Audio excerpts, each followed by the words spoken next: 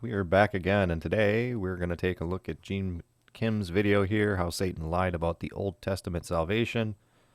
This is where Gene Kim actually has the courage to answer some of the arguments that come against his faith works system. And, you know, I give him kudos and props for attempting to put down our arguments. Not a very good job, though. He's adding a lot of confusion to people, and he is, in this sense, preaching to his choir. These are people that, this is the classroom setting where I'm sure that the people need to regurgitate this stuff for a test. There won't be a whole lot of dissension there. But at least he does address some of the points that we bring up. So let's take a look here at what Gene Kim says.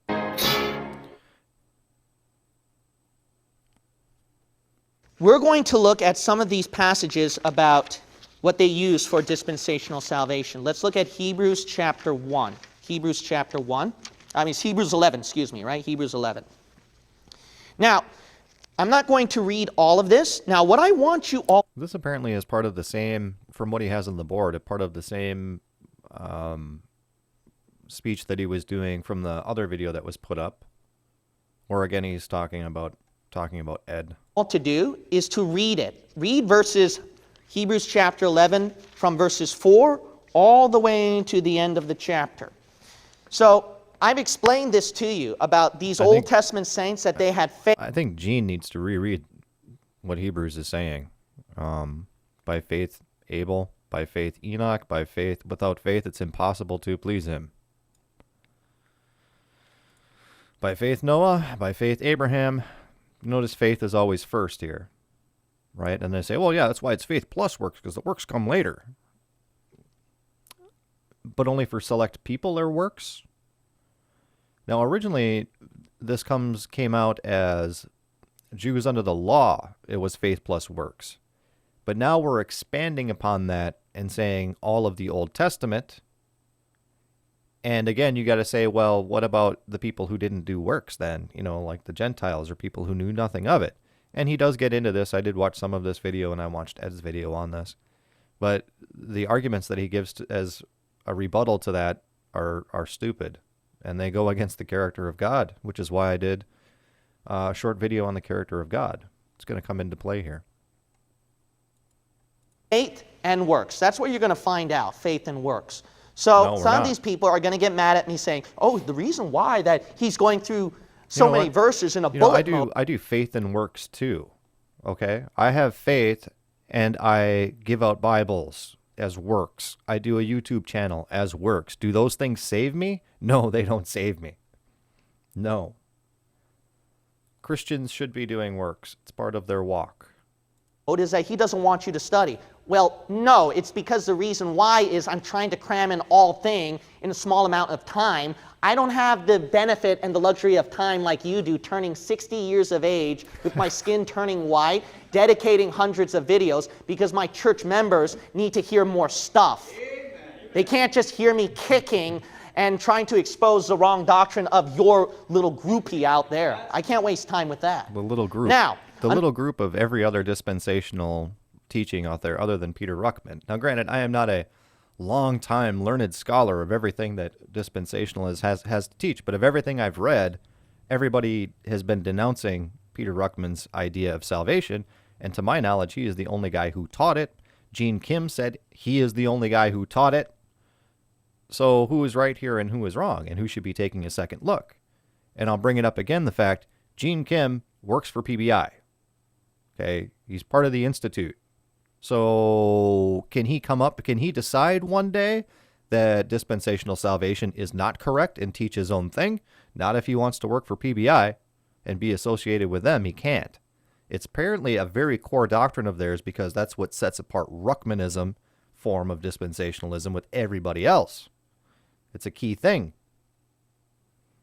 Another thing to understand is not all people who do not believe in dispensational salvations, I'm not kicking those people, okay? Sometimes they're just genuinely trying to search and study, and they have genuine questions, and it's going to take time. I understand that. But who I'm against is that those guys who are calling out Bible-believing preachers and then addressing them by name, critiquing them, thinking that they're dumb, they're stupid and all that. So I'm going to treat you like you're dumb and you're stupid because the scriptures show it. That's right. Okay, now in Hebrews... When you say that there's, sometimes I use general terms too, but if there's one particular person out there preaching it, or if I bring up a video like in this case, yeah, you name the person who's saying it so the person can see for themselves that who is actually saying it.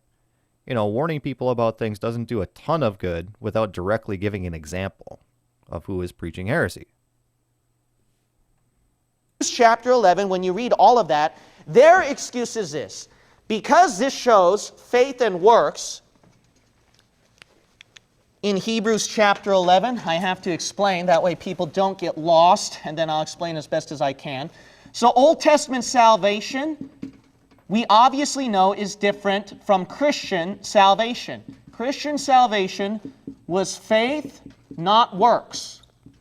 Whereas the Old Testament, that you had faith and works. What about the book of James, Gene Kim? Oh, you got to take that out of the New Testament and place it in the Old Testament, or you have to put it in the future in the tribulation. That's what you have to do with the book of James. Now, their way around it is, when you look at Hebrews chapter 11, this is their argument. Obviously, when you read Hebrews 11, you see faith and works, right? That's pretty obvious. By faith, Noah. See, had... You see faith and works. By faith, by faith, by faith, by faith, by faith. And there is works that they did because of their faith. The works coming after faith.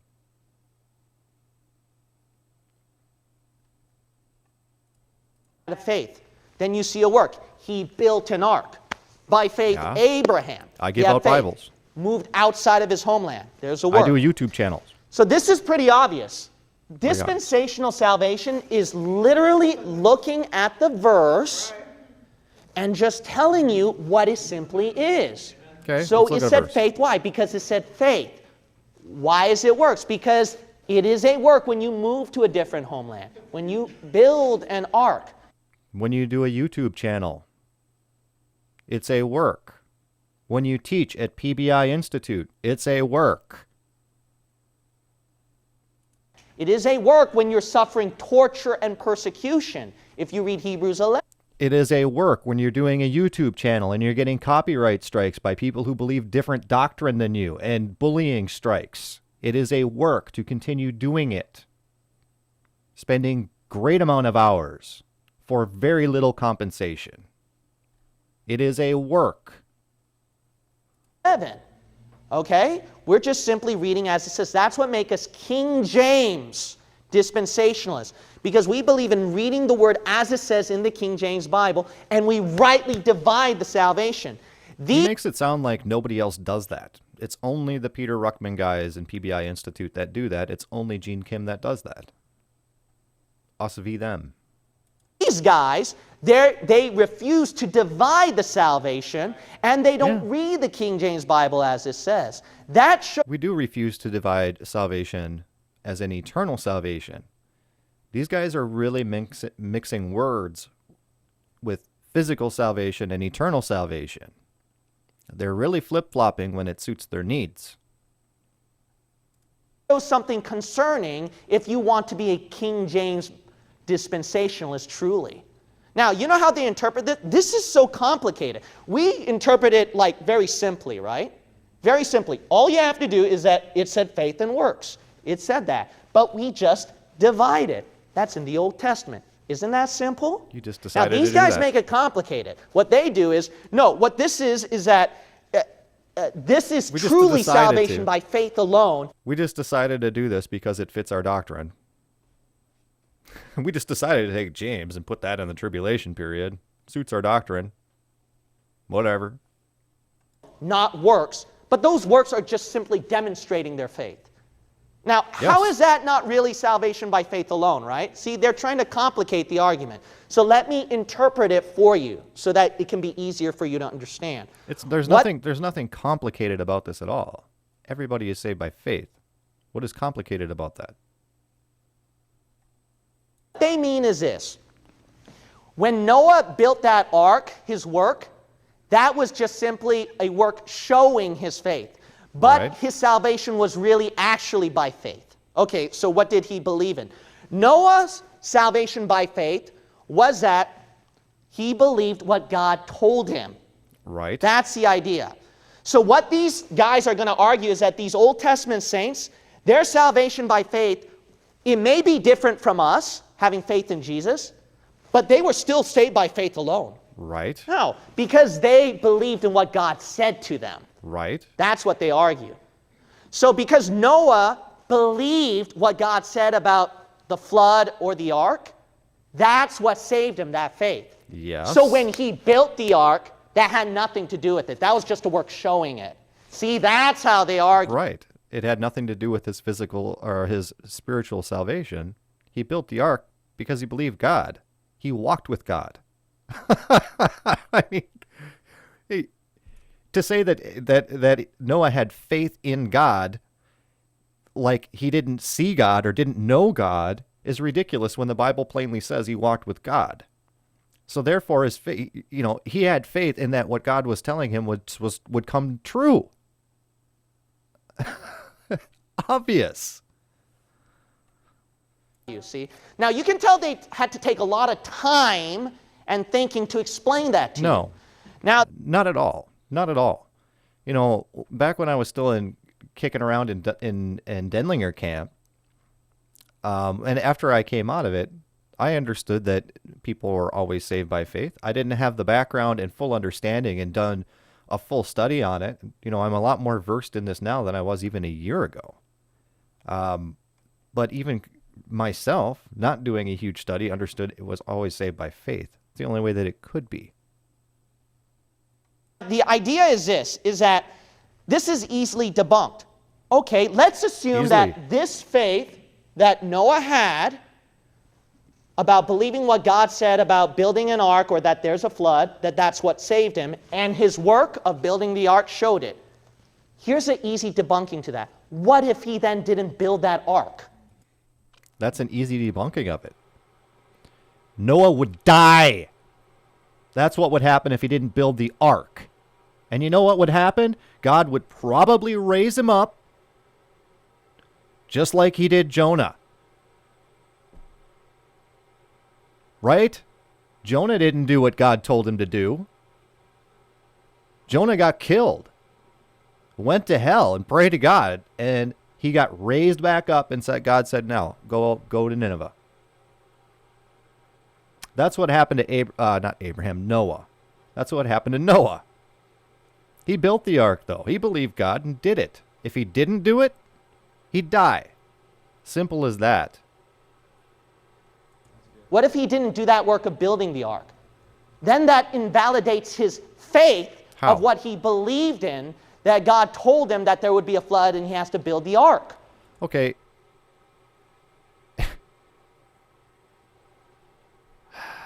The gymnastics here is mind-boggling. Why would Noah not build the ark if he had faith and believed God? Why would he not do it? Okay, the argument is dumb. But let's just say Noah said, yeah, God said it's going to rain and he's going to kill all flesh on the planet, and he gave me the blueprints for a boat, but I'm not going to do it. He knows it's true, but he's not going to do it.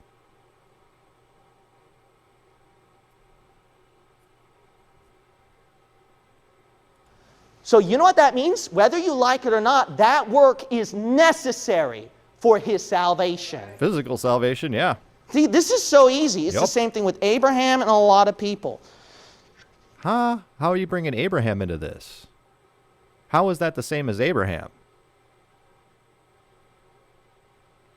We're talking about physical salvation. Where is Abraham's physical salvation? Now, here's another thing. If they say right here that, no. Actually, no. Even if Noah didn't do that work, or Abraham or all these other people, even if they didn't do that work, that didn't count for their salvation. Right? That had nothing to do with it. They were still saved by faith. Then my question is this. Then what is their salvation by faith in? Belief in God. Because their salvation and what by he said. faith, like what you said, was what God told them. Okay, on what? On what? Be specific. Whatever Oh, happened well, to with be. Noah, God told him there would be a flood and build the ark. Okay, that was that faith. Whatever it happened to be at the time. You know, this is a different time we're speaking of. We're way, way, way back in history with this stuff. And how God revealed himself, we don't fully know. We just have what's in the Bible. When the Bible plainly says, however, regardless of what we don't know about what's going on, the Bible plainly says that Noah walked with God and was seen as righteous before anything about the flood came up. Anything. About God telling Noah, yeah, I'm going to judge the world and you got to build a boat. That happened after we know that Noah was righteous and walked with God. We also know Abraham was righteous, and because he was righteous, he was chosen to start the nation of Israel. Does that mean that nobody else in the time of Abraham was saved? No. How was Melchizedek saved? He didn't have the works of the law, but he was a high priest of the Most High God. How did his system work? Did Melchizedek have faith works in his system? Or was he saved by faith? There's a couple of interesting stories I covered on the Bible Basics series, is where Abraham always continually refers to his wife as his sister when he goes into these new towns. Because apparently some of these towns are so wicked that apparently you just kill the husband and then take their wife and steal them for yourself. And not knowing what their disposition was toward God and morality, he would say that Sarah was his sister. He goes in, and Pharaoh in the first one likes Sarah, and Pharaoh is a God-fearing man, knows who God is. The second time it was Abimelech. Abimelech is a God-fearing man. Abraham makes the explanation, is like, oh, I didn't know that you guys feared God, so I just said she was my sister, which is technically true. She's my half-sister. The reason those stories are in there is to let you know there's some other God-fearing people out there, and what is going on with the works and the sacrifices and things is particular to the Jews, to be a peculiar people to bring in and show God to the world. He believed in. What if he didn't do that work then? Then that faith didn't count. What? See that? It works the other way whether you like it or around. not, that work is... It works the other way around. Your works don't count if you don't have faith. That's how it works. Your works do not count if you don't have faith. If you have faith and you do works, that's counted for crowns of righteousness in heaven. It's necessary. Then they make it so confusing. No, that work is actually not really necessary for their salvation. Okay, then what did he have faith in then? What did he have to believe in? That there would be a flood and he had to build an ark. Okay, what if he didn't do that work then? Right. Then you see this confusion? It's not confusing. Noah would die. There's nothing confusing about that. Again, Jonah. He didn't do the work until he got killed. See, this is a circular pattern, but they cleverly disguised it where you don't see it because they just simply use words like... Jonah is a perfect example for many reasons, but Jonah is a prophet of God. He is a prophet of God. He had faith in God. Trusted and knew God was telling the truth. Knew he should obey God, and he didn't. Does that mean that Jonah was lost? Because he didn't do the works. He didn't do them. He got killed. Scripture with Scripture, people. Scripture with Scripture. The character of God. Come on. Works demonstrating their faith. They just simply say stuff like, It's not that work that really saved them. It's their faith that saved them. They just believed what God told them. But see, what they refuse to do is get into more specifics. As long as it sounds good and it's abstract and you don't dig into it, then they fool you. They trick you. That's the idea. Fooling and tricking. Okay, now I don't believe that anyone in the Peter Ruckman camp is intentionally trying to fool people completely. I think that they do believe what they're teaching is correct. However, they know that there's some holes in this argument, and they're trying to kind of fluff over them because they're not equipped to answer the arguments correctly. And they're focusing on salvation being always a spiritual salvation. And they're using some little tricks. Do I think that they're outright liars? No. I think that they believe what they're teaching, but I don't think that they have the capability of defending it fully, their position. Really, I don't think they can defend it at all. But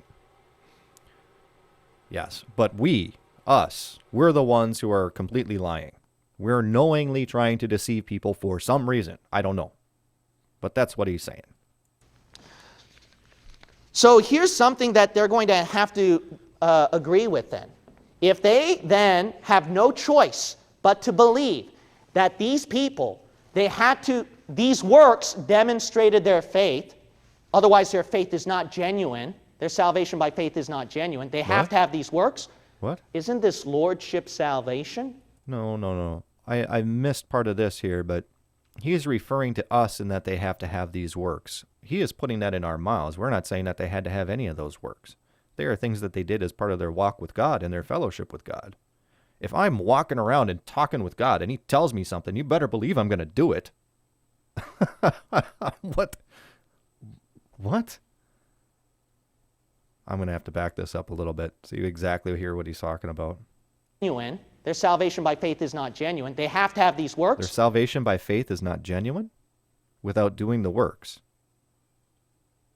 Isn't this lordship salvation?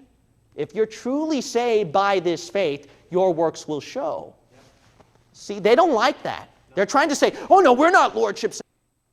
That's not the crux of lordship salvation. I mean, that's kind of their cover story, but generally, yes, you're supposed to do works if you're saved. So I'm not sure. The lordship position thing is faith plus works, which is exactly what Gene Kim teaches and Peter Ruckman. So this is confusing to me. By faith is not genuine. They have to have these works. Isn't this lordship salvation? If you're truly saved... We don't say that they have to have works. We believe in one saved, always saved, by faith through grace, in every dispensation. Works is what you're supposed to do. If you want blessings from God, you're going to do the works. If you want to be cursed by God, don't do the works. You want to carry on in whatever sort of reprobate lifestyle you have that's completely contrary to what God wants you to be doing, you're going to end up like Jonah or some of these other people. See, God doesn't have a problem striking people dead to make a point. Ask the guy who's picking up sticks on Saturday. Was that guy saved?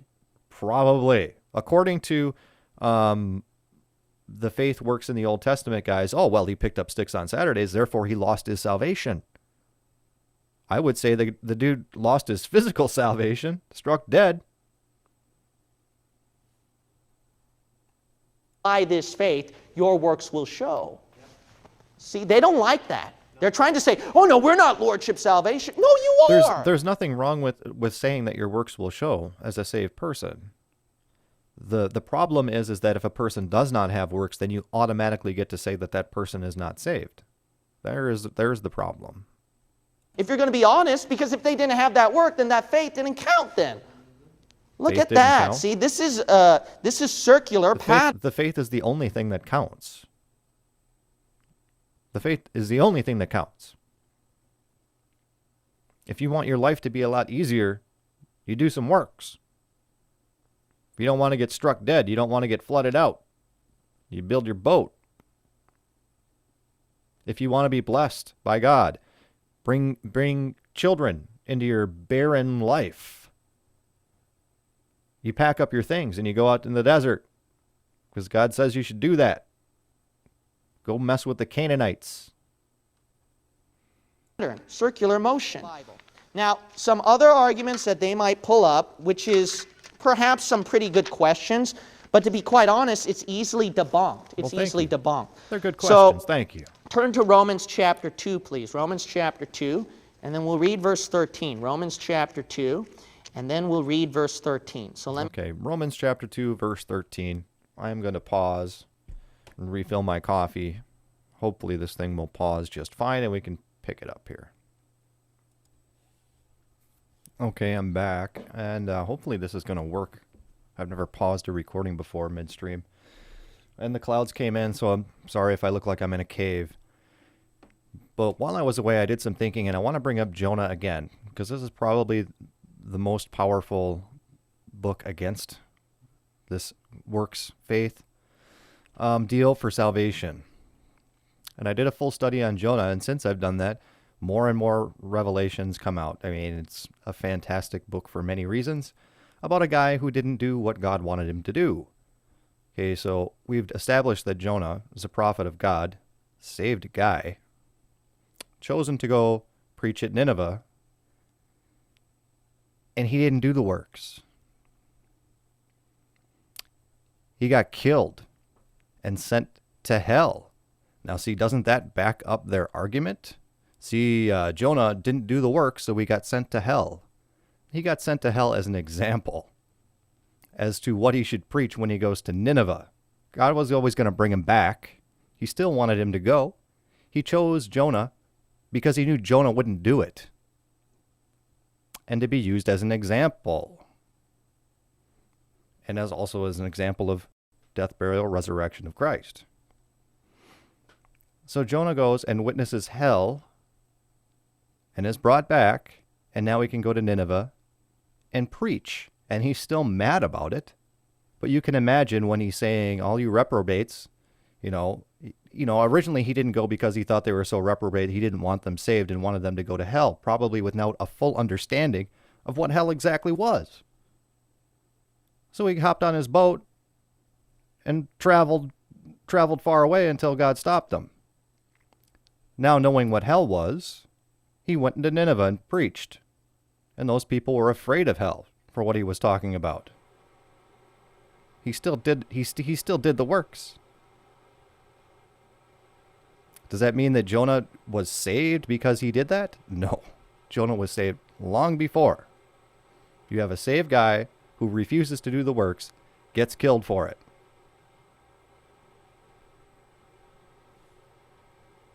Continue on with Gene. Let me explain this point right here. Romans chapter 2, and then we'll read verse 13. So here's another issue concerning these guys. Now here's something. Why do they have to try so hard? Why do they have to try so hard to get rid of what the verse is actually saying?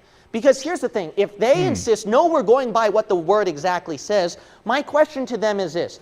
As a first-timer who's genuine and without bias, without any bias about, oh, I strongly believe faith alone, not by works. Without that bias, if you're an honest Bible reader at the beginning, how come many people, when they read these verses, will normally think it's faith and works? And that's why you have so many cults and religions who use these verses to show you faith and works for salvation. Right. Their problem, however, is that they don't divide. Right. Well, rightly dividing as it plays a part in that. It certainly does. That's how you don't have any sort of faith and works system set up. These are the guys who want to put works back in. And they're trying to use dispensationalism to do that, which is completely contrary to dispensationalism. What we do is we read it and admit the honesty, but we divide. That's why we're dispensationalists. Well, these guys aren't dispensationalists. You're hyper-dispensationalist. You follow mainline dispensationalism until you come to this faith works in the Old Testament deal, and then you're hyperizing it. We're the ones dividing it. You're not. Okay, now let's look at Romans chapter 2, verse 13. Now, there are three problems that some people will bring up. Now, these are logical. I'll admit these are logical. These are sincere people. But to be very honest, they're still weak logical arguments. If you insist that people were saved by, faith and works for salvation in the Old Testament, then their one problem is, then everyone but Jews went to hell. That's their argument. But it's easily debunked. Romans chapter 2, verse 13 through 15 shows you, no, the Gentiles who do not have the law follow their conscience. Really? I'll read it, okay, in case some people... Really? I will agree with that up to the point of age of accountability. Perhaps. Perhaps. But if works are a requirement for salvation, they are a requirement. God cannot deal unfairly with people.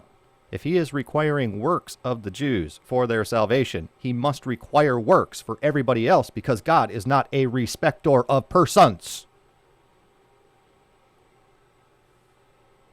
Accuse me for skimming. Oh, he's just skimming. No, I just don't have the luxury of time, okay? So let me just read it for you. For not the hearers of the law are just before God, but the what? Doers of the law shall be what? Justified. See, Paul recognized that. For when the Gentiles, which have not the law, see, they don't have the Old Testament law, do by nature the things contained in the law. That is true. It is human nature within our conscience to go by works. What is right? That is human nature. These having not a law are a law unto themselves, which show the work of the law written in their heart. Even if their conscience was serving as the law, so that the Gentiles could be doing the law too, the law didn't save anybody. The law didn't save anybody. You can say your conscience is the law. The law didn't save anybody. You can say all that stuff the Jews were doing was the law. None of them kept it. None of them. People don't go in line with their conscience. People double-cross their consciences probably on a daily basis. Maybe not daily, but often. Where they're like, maybe I should, maybe I shouldn't.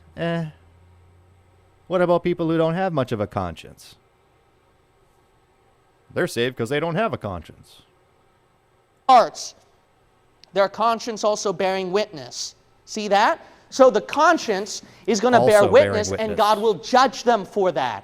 That's why we don't worry about the Gentiles. Because if you want to say that... You don't worry about the Gentiles because it's a very difficult question with the doctrine that you have.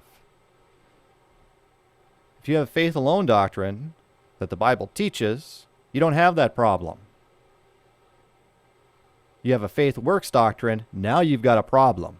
Now you have to figure out how the Gentiles can do works that will get them saved. Spiritual salvation. I guess it was their conscience, because Paul says something about conscience. About the Gentiles, well, they didn't know about Old Testament salvation. What about Gentiles today? Do you know how many of them never heard about New Testament salvation or the gospel of Jesus? Not what are you many. going to do about that? See, you know what's more simple to believe? God is very understanding of people, so he'll judge them by how they do in their conscience. Might judge them by their knowledge of God and their ignorance. That's the idea. And depending how well they're sincere in their conscience, what's he going to do? He's going to show them more truth, like he did with many of you, right? That's why you eventually heard the gospel. If you're in the Old Testament, that's why you'll eventually hear the Old Testament law, or anything else. That's what God will do. But he's going to... God reveals himself to those who seek for him. Search. Seek. God reveals himself. And obviously, things are different in different dispensations of time. Obviously, now today we have the internet and things like that, where it's pretty hard not to get the gospel. It's pretty hard not to have never heard of Jesus Christ. Pretty hard. Today you have active people who have heard the gospel and actively deny it. Who knows what was going back in the time of Abraham or the time of Noah what was going on. Noah was preaching on his boat, but at that time, specifically, everyone's thoughts were evil continually. And the last righteous guy was Methuselah. We're going to wait until Methuselah dies because we can't wipe out righteous people with the wicked. To judge them by conscience. He's not an unfair God. Now, they bring up this argument, well then what about the people who didn't know about salvation being changed? So all of a sudden, let's say that, I'm a person in the Old Testament, and I'm thankful the guy's actually using some of my arguments. What about, is there a road sign somewhere? We're switching dispensations. God's road sign, maybe in the sky, says dispensation by faith works now. So everybody knows. Then all of a sudden, I'm in the church age, and I'm only one day in there. Yep. But I didn't know about that. Okay, so what about these people then? I guess they're going to go to hell if they died, and they didn't know about this new change of salvation. Again, Romans 2, God judges you by conscience. No. God is understanding. That's not so he's not just going to send some guy point. That's not what it is at all. There was no such thing as faith works. It was faith. You go from faith, believing in the kingdom of heaven, as in the Jews, the time of Jesus Christ, and then you go into, this is even the apostles. Everybody is believing in the kingdom of heaven. All the way really up until, I think, the church begins in like Acts 7. But really, you have descending of the Holy Spirit and everything, I think Acts 2. And that's the beginning of the church. Those people that were still in the Old Testament before the death of Christ, they're still saved. They're still saved, and then they became members of the church. 5 seconds later, after Jesus died on... And that's the difference in that they had the indwelling of the Holy Spirit. Doesn't mean that they weren't saved before, and then all of a sudden they are saved with the death of Christ, death and resurrection. On the cross, you're going to burn in hell. No, he's going to go by... I kind of get the idea that if you had faith in works, then these guys don't think that you went to Abraham's bosom, and they think because you had works, you went straight to heaven or something? It's kind of a weird doctrinal thing, is like, no, before Christ died, everybody went to Abraham's bosom, which is part of hell. But if you had works, you went to heaven? Is that what they're getting at? Conscience. See, God is very obvious. Now, here's their third argument. Then they're going to say, how do you know which works to do then? Okay, then if you claim by works, then what are the works? Yeah. And didn't Paul said they couldn't keep the whole law? So what do? You know what the simple answer again is? Romans 2 by conscience. See, that's why God judges by conscience. It's so simple. It's so simple. What do we even need the gospel for? Isn't it better then that nobody has ever heard of the Bible at all and people just all live by conscience? It solves so many problems, right? Whatever you do, if you have children, don't raise them up to know about the Bible and Jesus Christ and God. Just let them live by their conscience and hope that they never hear the gospel because they'll be saved by their conscience. Raise them up to be good people, right? Good little atheists. Because they're saved by their conscience. They're saved by their conscience. You don't think atheists today have consciences? Consciences? Oh, but we're in a different dispensation, so now they need to believe in Jesus. Well, what if they choose not to hear anything about Jesus? And they're going to operate on their conscience. Now we have a choice in how we're getting saved. Do you think the Jews would pick all of these crazy works they got to do? Or just being judged on their conscience? I don't even need faith then with just being judged on a conscience. Don't even need that. Interesting idea and an interesting doctrine. I have never heard of it, but it's amazing. You see, Gene here is laughing at people like me and people like Ed who are saying it's faith alone throughout the entire Bible. And he's using arguments like these people are saved by conscience. Yeah, the Jews were saved by faith and their works. Everybody else was saved by conscience. To throw out the argument of God's fairness and justness in dealing with people. It doesn't work. It doesn't work at all. I obviously don't know what's on your conscience. You don't know what's in mine. So how can I tell you the works? Only God knows. So God is understanding, sympathetic. It's the same thing what God does with people. You know, that sounds today that actually sounds like a very new age. That sounds exactly like if you ask someone and they go to heaven, if they're going to go to heaven or not, and they say, well, I'm a good person. Doesn't everybody think they're a good person? So someone who has a Gentile back in the time of the law, because they believe they're a good person, then they get to go to heaven? They think that they follow their conscience, whatever their conscience may lead them to do? Paul didn't have a problem.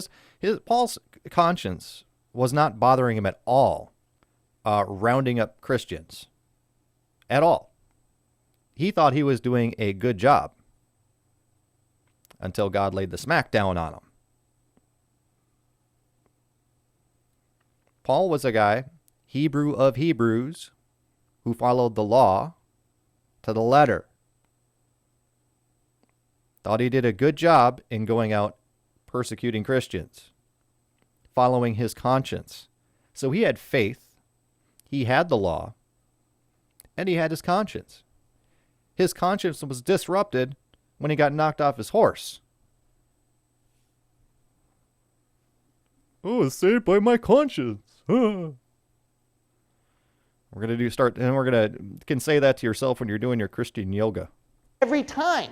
He understands people. He'll judge them by their heart, by their conscience. So we are in no place to judge them at their heart. And yes, it is true, Jews cannot keep the whole law. No one could. But Here goes your argument. The simple answer to that is, which is what we believe in. You just wrecked your entire argument, Gene. Your argument is that people are saved by faith plus works. And you are saying that no one could ever keep the law. Therefore, no one was ever saved. Therefore, their works never did anything. We believe that's why they could not go to heaven. They had to go to Abraham's bosom, which is located in hell. Yeah, they had to go down there with everybody else who was saved. Yeah. What are these works doing? We still have not answered this question of what are a person's works doing to warrant their spiritual salvation in going to heaven. What are they doing? Gene Kim just said nobody could keep the law. Their entire argument is that you needed faith plus the law plus works in the Old Testament to go to heaven. Yet they argue for it. And remember, hell's a location where all sins are kept. But Abraham's bosom is a place of comfort where hell is located.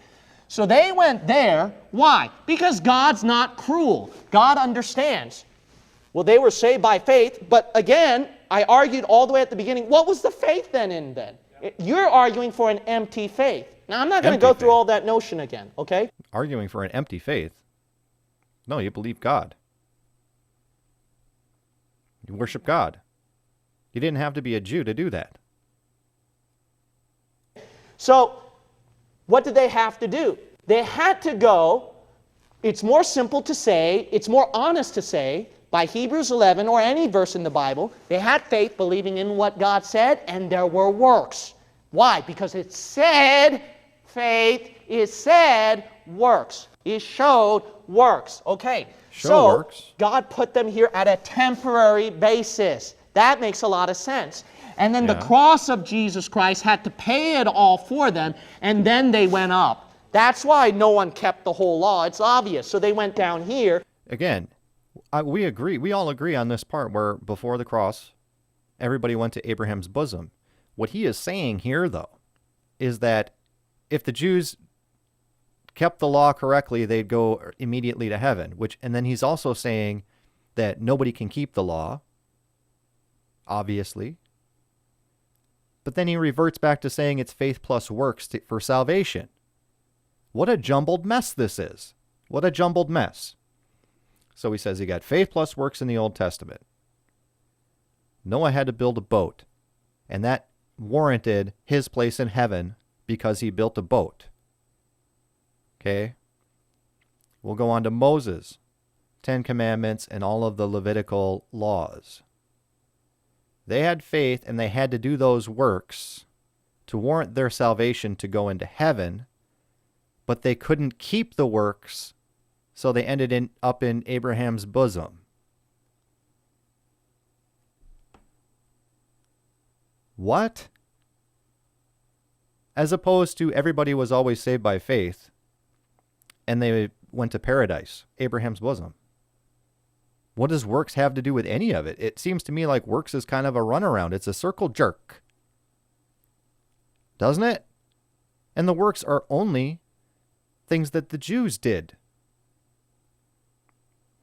Because they are the ambassadors for God. They are the ones bringing God into the world. They have their own special religion God set up through Abraham. He wanted his own religion. His own stuff started with one person who wasn't involved in any idolatry or anything like that. Started from one guy who was righteous and very faithful.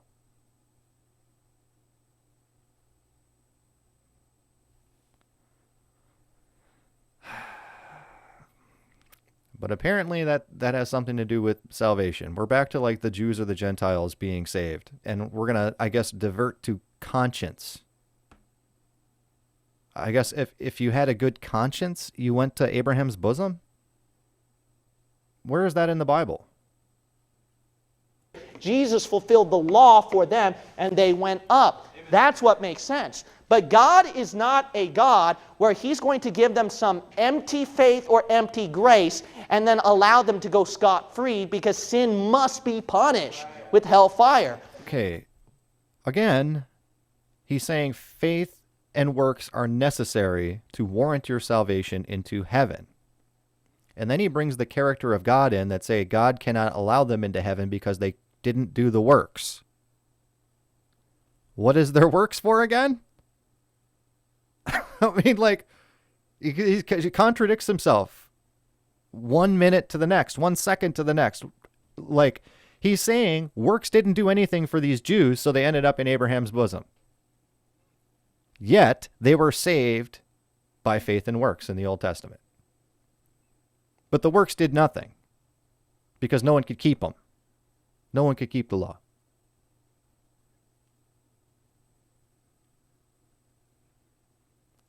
I guess if you say it fast enough and people don't sit and think about it, maybe it makes sense. But don't bring the character of God in this, because then you have this whole problem of, again, some people are saved just by their conscience. And then some other people have to do all these works for their salvation. God is not a fair, just God. God is a respecter of persons. If you're a Jew, you get this stuff. If you're everybody else, you get this stuff. See, they accuse us for attacking the attribute of God's grace. No, you're attacking the attribute of God's grace and His holiness together, because we argue His grace is only, His full grace where you can get true salvation by grace is at the cross. I'm not going to go 2,000 years, 4,000 years before that without His death and His payment and think that I can go scot-free. And what are you talking about? It's by grace that everybody was saved. The only way anyone can be saved is by grace. You can't do any works to get into heaven. You made a big mistake bringing up the character of God, because that completely destroys everything you're talking about. And you go from 1 second, faith works absolutely required to get even into Abraham's bosom, to the next second saying it's your conscience, to the next second the people in Abraham's bosom weren't actually truly saved because they didn't keep the works. And no one was saved until the cross. Just a minute ago, he said that people were saved basically on credit. And now he's saying no one was saved until the actual cross. No, I'd say that no one was ascended to heaven until the cross. But they're saved people.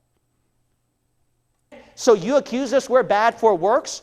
You're more worse than us by emptying the works and emptying the faith. That's even worse. So at empty. least we can give some kind of support over here. So they had to have the grace right here to pay them what they had in their faith, and that the cross of Jesus Christ had to fulfill all the law for them and the works. Why? Why did they have to have that faith and work? Simple, because there was no cross of Jesus. So they had to do something. We have to do something.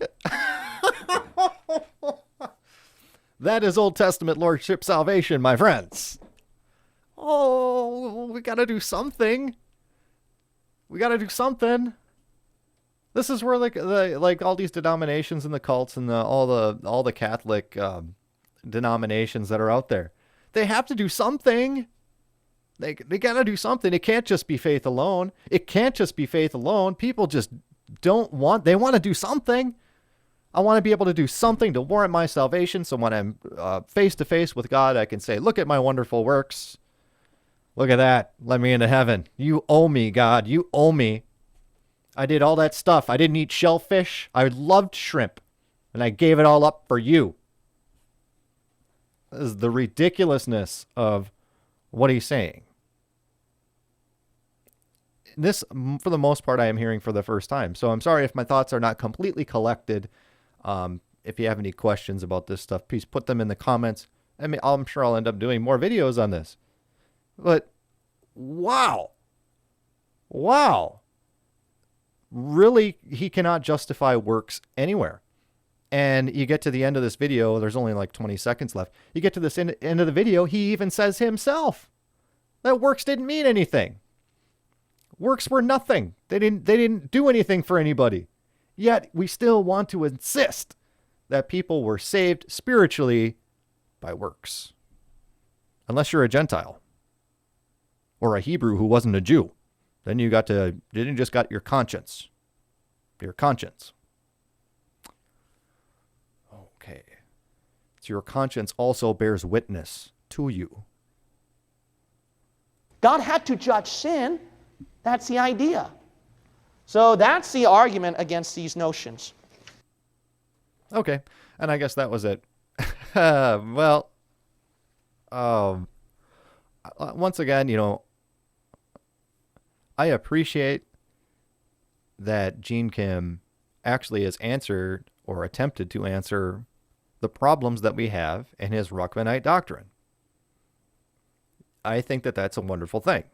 People want to be mad. Why aren't you down on Robert and all these other people? And it's like, well, I've talked with him quite a bit. We both have videos, and out of our discussions, we both learn more, and we both come out with videos expressing our point. And of course, Robert is still in the camp with the Ruckmanites who believe this dispensational salvation deal. Does that make him a bad guy? No, it means he preaches a kooky doctrine in that area, which really it comes from Ruckman. So really, anyone who is trained by Ruckman, you can expect them to have this nutty idea. Does that mean everything that they do is going to be crazy? No. A lot of good teachings come out of those guys.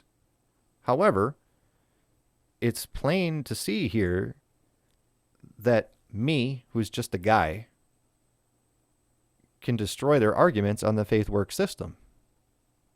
And I'm assuming here that it's only when you take this faith work system for the Old Testament Jews and you bring it forward into the tribulation Jews, you're going to have some huge problems. And then bringing it forward again into the millennial reign, you're going to have more problems.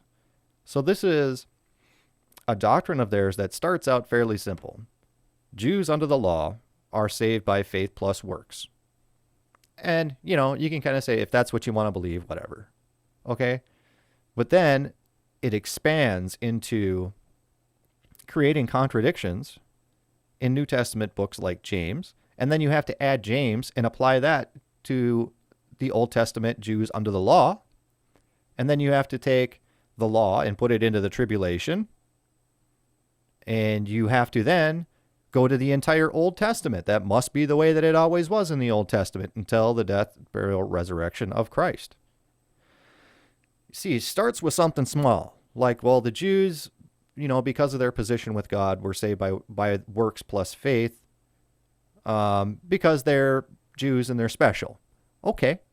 But then you're opening up to all the Old Testament people, and it's like, well, now you got Gentiles in there. And God would not be a just God if he only allowed salvation of Jewish people. We are all saved through the Jews, but just to allow, that's today, just to allow salvation only of the Jews would not be fair and just of God. So now you have to figure out a works salvation doctrine for all these people who aren't Jews. Good luck. And then you have to admit that the works did nothing to warrant your salvation. Why are you teaching the doctrine then? Why are you teaching the doctrine? If it completely doesn't make sense coming out of your own mouth, as Gene Kim has stated here, why do you continue to teach it? And the answer is with Gene Kim is because he's a professor or a teacher or something for PBI Institute, or an affiliate of PBI Institute, where, you know, his job may be on the line. Maybe they have 6 months. They teach this stuff so much. I've seen Gene Kim bring this up in the last couple of months, like a lot. Maybe this is like a 6-month course, Dispensational Salvation by Peter Ruckman, that you just got to indoctrinate people, indoctrinate them. This is what we teach, and this is Ruckman thing. Again, some of these guys that are really full of themselves, these Bible teachers out here, need to have their own kooky idea, their own kooky doctrine that sets them apart from everybody else, because they're vain. They're like, yeah, I'm puffed up.